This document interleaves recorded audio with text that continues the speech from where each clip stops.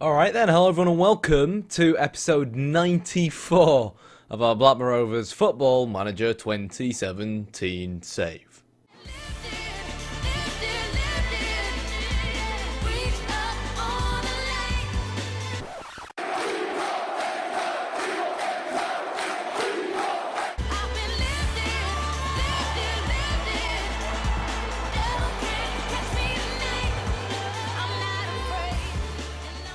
So of course, in our last episode, we guaranteed a place in this year's Champions League semi-final.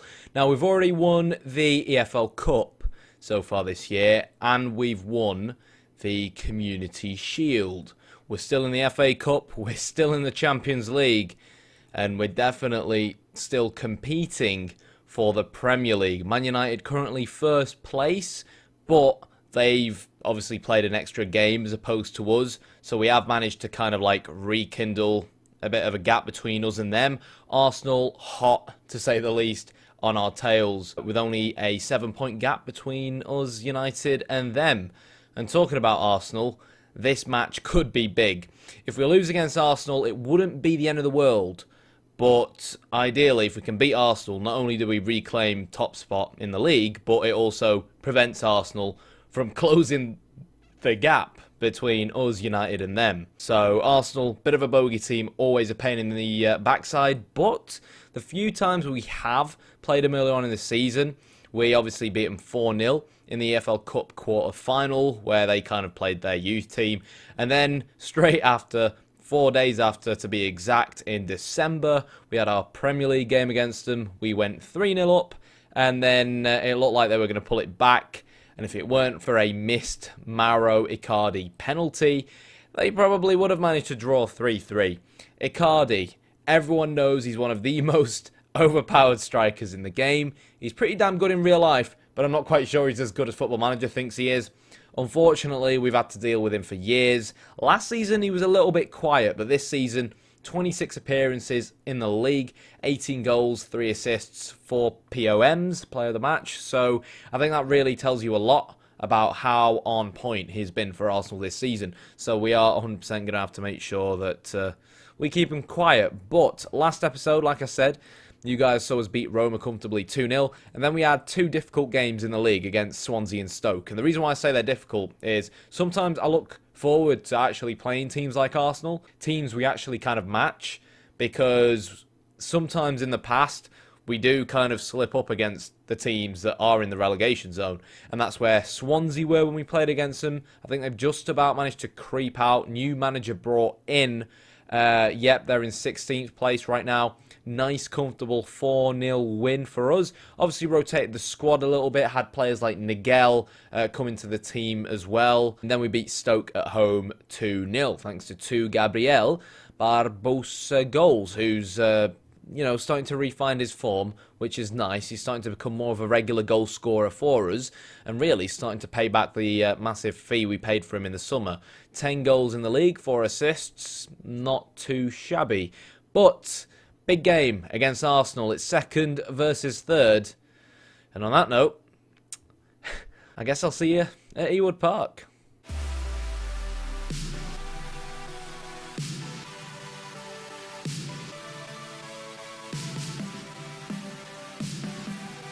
Okie dokie, here we are, Ewood Park, ready to rumble. So, if you look at this match on paper, Arsenal had a Champions League game against Monaco, or it could have been a Europa League game, doesn't matter, only 3 or 4 days ago. So we're nice and fresh, and some of their players are certainly a little bit tired, to say the least. So I kind of hope that, plus the home advantage, does give us an advantage. We look at their side. We see Reece Nelson, incredibly pacey player. Probably, I don't know, one of the best wonder kids I've really seen on this game so far in terms of English talent as well. Has certainly caused us problems in the past. Sanchez, interestingly, drops into midfield. And a regen, Emmanuel Mohamed, Dutch regen, that they signed from Ajax for £28.5 million.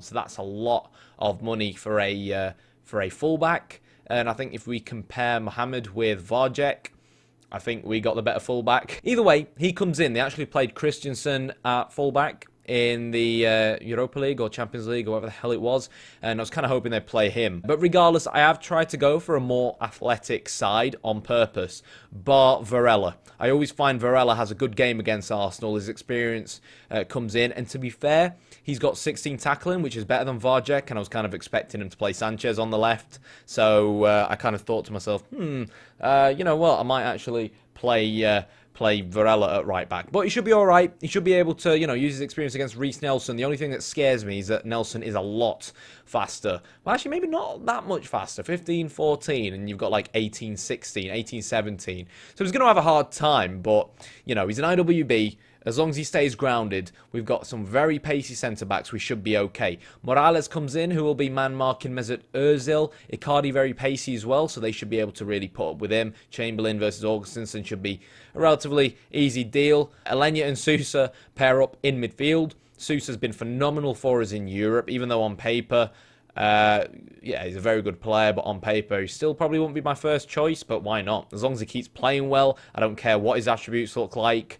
And, yeah, we're going Nyang, Barbosa, but Piak has actually come off in favour of Matthias Kunz. And I feel like 15 pace, 17 acceleration. Kunz was in very, very good form. Why is he pissed off? Wants a new deal. Get it at the end of the season. Yeah, he was in very, very good form before Barbosa came back into the side. He comes back in because up against a tired Arsenal defence, I think he'll do well. Especially considering that Mbemba and Mustafi, like, normally are quite athletic. So they'll be tired. Kunz should really be able to use the pace he has to burn against them. In terms of changing our instructions, it's honestly the exact same approach we always take at home. Slow and steady wins the race. Arsenal are eventually going to have to burn out. In fact, it could maybe also help us to increase our tempo to much higher. I am going to do that, actually, given how tired some of their players are. If we can get 1 or 2 early goals, especially at home, you know, straight out the races, thick and fast, and try and get a nice 1 or 2-0 lead going in at the break would be good. But again, you can never say never when Arsenal have Icardi up front because he's just so good in this game. So on that note, let's hope we can win it. You know, like, sometimes I go on before games. Honestly, like, sometimes I waste like 4 or 5 minutes just... Oh, I need to check the man marking actually on our wide players. Sometimes I feel like... Oh, hello, Nyang. Oh! That's exactly what I wanted to happen. Oh my god. Kunz with the assist as well. Okay, fair enough. That looked offside, but the linesman thinks it wasn't. And Nyang, our top goal scorer for the season, continues his phenomenal form. What I did want to say was that sometimes I feel like I waste like a good 4 or 5 minutes just looking at the starting 11 and explaining like small tactical tweaks or changes that I made for the game, or like just kind of thoughts that are going through my head, but I just can't help but kind of discuss it because like, oh, 2-0. Oh, 2-0. Not even 2 minutes have passed of the game and we're already 2-0 against Arsenal. If this ain't a sign of champions, I don't know what is. We wanted to come out all guns a-blazing, you know, up the tempo, foot on the gas pedal, and that's exactly what we've done. And once again, Arsenal have a highlight from the kickoff. Wow, this is going to be like a 40-minute episode now. I do think sometimes I do go on a bit when looking at the starting lineups, but I think if we consider what I said like a few minutes ago and how this game is... Oh my god. Oh my god. And how we played so far and how well it's gone for us so far. 2 minutes in, hopefully, you know, you guys at home can kind of like relate in terms of what I said I wanted to do, how we've actually executed it, why I want to do it. And really, like, I always say it, like, I do consider my videos to have a kind of educational element to them. Like, I don't sit and say that I'm some kind of FM guru, but I think for me, it's the tactical element and aspects of the game that make me love Football Manager. And I'm always open to learning stuff. And at the same time, if you guys... Oh! And at the same time, I feel like if I discuss like certain ideas and how I adapt to certain opposition and why I do certain things, that if you guys maybe get some ideas or learn from what I do, you you know, we all kind of improve and grow as football managers together. But in case you haven't noticed, I am back from Gamescom now. Yeah, obviously I did schedule... Oh, go on. Oh, that's an easy finish. Oh, God. What was the Arsenal goalkeeper doing there? What a match this has been, you know, considering Arsenal are normally one of our bogey sides. Now, the last time we were 3-0 up against Arsenal, they came into it and made it 3-2 in the second half, but I don't think it's going to happen. Arsenal are yet to really even have a single shot on target. Well, single shot at all. But yeah, I am back from Gamescom. I did initially have 2 episodes to be scheduled, and shout out to all you guys that kind of realised that I uploaded the same episode twice, and I couldn't really recover from it because I record my videos on my computer, whilst on holiday I had my MacBook laptop obviously with me that didn't have, that you should have really scored there, that didn't have the videos on them, plus internet Wi-Fi is always slow and dreadful. So I just basically had to cancel those 2 episodes that normally get scheduled. But this morning, first thing I did was actually upload that episode. I think it may have been episode 93. So I guess if you're watching this, you've probably seen that by now. But 50th league goal of the season for Mr. Barbosa. Sousa with yet another assist. Sousa has been unbelievable ever since coming into the side. It does look like he might have to come off at half-time because of his, you know, physical condition. That's a bit of a dodgy goal to concede. Who was that? Was that Varela? No, Morgan. Yeah, he does sometimes have brain fart moments like that, but it just goes to show that even when you're 4-0 up against Arsenal, they always seem to somehow find a way to claw back into it. We have had 5 clear-cut chances. Coming out into the second half, what I'll look to do is just slow the tempo down, maybe change to a control mentality. Oh, for God's sake. Are you kidding me? Good save, Chesney. Yeah, maybe change to a control mentality, tell the lads to take a breather, and honestly just look to dominate possession and control the game. And, yeah, just basically try and kill it off. Because last time, I don't think we really made that many changes. Tried to keep on playing the same way we always do. That should have been a goal as well. By Nyang. And, yeah. Oh, hello. Yeah, Edison's not had a good game at all, has he? Can we go in 5-1 at half-time? Carlos leaps for it. Oh, hits the bar. Hits the bar, but it's a foul anyways by Morales. Oh, God. What a game it's been so far. But, yeah, Gamescom was fun. I got to play FIFA 18, Pro Evo 18 as well. Performance has been excellent. Obviously, I played some other games as well. But they're not really relevant to football. So, yeah, okay. Let's just make sure, just don't get complacent out there. Obviously, some of them will get frustrated by it, but I'm not really too fussed by that at the moment.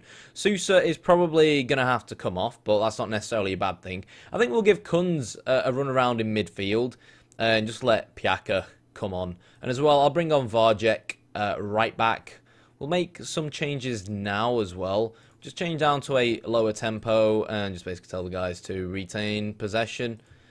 And there we go. So yeah, like, obviously I know this is Football Manager, and I know a lot of people that subscribe to me are subscribed because of Football Manager, but hopefully you don't mind me talking about Pro Evolution or FIFA either. I mean, I kind of assume that if you're kind of into Football Manager, you're probably kind of into FIFA or Pro Evo. Pro Evo, though, looks really impressive this year. Christensen's come on. That's interesting. Where's he come on? At right back? Nope. Centre back? Nope. Have they got Christensen in midfield? They've got a centre back in midfield, but he can't. Yeah, okay, he can play defensive mid. In case you're wondering, yeah, they paid 30 million quid in the summer for him from Chelsea, which was certainly, I think, a transfer that surprised me. But yeah, Pro Evo plays really, really nicely this year. Obviously, still some niggles here and there, but in terms of gameplay, to me at least, it felt a lot more like a proper game of football than FIFA did. I've kind of learned not to really, because when you go to Gamescom, you play the demo version of games that like come out in a week anyways. Really well done from Millennia there to win the ball back. And what I find with FIFA is that you always get a demo that like you play and it feels different. And then when you get the full version, what a save that was from Edison. And then when you get the full version of the game, it's just sped back up again and feels like every other FIFA. So the same thing happened at for FIFA 2017 last year. Came home really buzzing, kind of like, oh wow, they slowed the gameplay down. It's no longer, you know, about spamming sprint. It feels like an actual game of football and all that. And then when I got the full game, it just felt like kind of very similar to FIFA 16 in terms of the tempo of the game. Yeah, I know a lot of people kind of like to play online and like the pace element to the game. I personally, even though I play online, I prefer to have games that kind of feel like actual football. It's really weird, but it's just how I am. Right then, so I'm going to give Andre a run around. He's not really played for us in a while, and he tends to score against Arsenal when he does play for us, so it's worth a shot. Oh, guys, it's what I mean by Arsenal. So Sanchez has moved out to the left, it seems. Odofin's come on. Is he playing just off Icardi? Why is Odofin playing in midfield? I'm pretty sure Odofin's a striker who can also play in midfield. 20 finishing, 15 composure. He puts him in midfield. Now that's Arsene Wenger if you've ever needed it. We're going to drop back to counter. And we should be able to see the game out regardless, I would hope. If we go to 4-3, then we might have to make some serious changes. I mean, to be fair, we've made all 3 subs, haven't we? But, you know, consider maybe some changes in terms of our team instructions. We can kill it off now, though. And the substitute in Piaka will do exactly that. 5-2. And I think, you know, our goal difference for this game will be 3. So I think we may have reduced the goal difference. Now, obviously, no, we still need 2 more goals to match Man United's goal difference. Fair enough. Or it could become 3 if we concede from a bloody corner. No, Ramadan Subhi offside. But to put 5 goals past Arsenal, 16 shots on target. No wonder that Edison looked like he was having such a dodgy game. You can only expect so much from one man being completely bombarded by what I believe is one of the best strike forces in the league. You can see why we have such pacey players for that exact reason. 1-2, one of the midfielders, creative midfielders, coming up against a team like Arsenal. Wenger should really know better, especially after he's conceded 5 goals, than to hold such a high line like that. And I think that could be one of the elements as to why we do play so well. It's that sometimes, a lot of the time, opposition managers... oh wow, Thomas Callas is like dead. I still feel like on Football Manager, opposition managers, even though they change it around a lot more than they perhaps used to in the past, they kind of just change systems. Like they just, when it goes badly and they change to whatever backup system their profile has set for them, rather than maybe make specific changes where you clearly look at those changes and you understand why the AI made that change, where you think, oh, the same way I try and exploit something specifically, I want it so that the AI does something, so that Wenger, you know, this manager with years of experience, clearly makes a change in the game, and I can clearly see what he's trying to exploit, especially after I've made 3 subs and I can't do anything about it. Or I'm watching the game, right? It's Arsenal. They're no longer holding the very higher defensive line that they would normally play with against us because, hey, we look like probably the best team in England at the moment in this save. I don't want to jinx it, but it's too late. I always say stuff and say I don't want to jinx it, but it's too late because I've already said it. But regardless, what a result that was. First game back from Gamescom, after Gamescom, sorry, and, you know, to be greeted by 6 goals, wow. We have conceded 26 as opposed to Man United 17, but I do think Mourinho is a lot more defensively minded than I am, so it kind of makes sense. Meanwhile, outside Ewood Park. You see Wenger, yeah? He's a fucking fraud, blood, yeah? He's a fucking fraud, yeah? Look at that first half performance. Look at this, Rob, man. Seriously, blood. Come on, fam.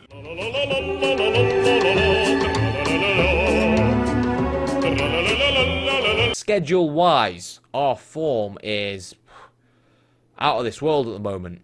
West Ham are always difficult opposition, especially given that they are 5th in the Premier League right now. And they will be after a win, of course. because it could even put them in the Champions League spots. Gary Monk, their manager at the moment, and it would help them kind of increase that gap between them, City, Liverpool, Everton and Spurs. But next episode, a part of me kind of wants to show the FA Cup semi-final. So I think next episode will be the FA Cup semi-final, just because it kind of feels like this could be the season where we win everything. I don't know why. I just have a funny feeling that's going to happen, when really the aim was just to win the Premier League. But I feel like Sousa, on his own, has been a revelation. His attributes are going up so damn fast. I seriously think he could easily turn into, like, a legend for the club. Next episode, Newcastle, FA Cup semi-final. And then, of course, we'll have a double episode where we'll see both legs for the Napoli game, and I'll play the Leicester game in between and show you guys the highlights for that. And then, of course, Aston Villa away from home, and then the final game of the season at home against Liverpool. Now, there is still a chance. I did say I had a funny feeling. The last time we won the Premier League, we lost away at Anfield on the final day of the season, but United, I think, drew, so we won it. And this kind of feels like special, because it's Liverpool again on the final day of the season, but this time it's on our turf. It's at Ewood Park. And Man United, they have Liverpool, Man City, Chelsea, and heck, even Southampton, a tough opposition with Steve Clarke in charge. So there is a slight chance we could be champions if United lose a game or two before the final game of the season. So for that reason, there is a chance that the schedule going forward could change. If it seems like we could claim the title against Leicester, or if we could claim the title against Villa, then our episodes may change. But until next time, I love that episode. It finally feels like Wenger is no longer an issue. We've not lost to him once this season. But until next time, if you enjoyed the video, hit the like button, hit the subscribe button. Could this be our season? We'll have to wait and see. Thanks for watching.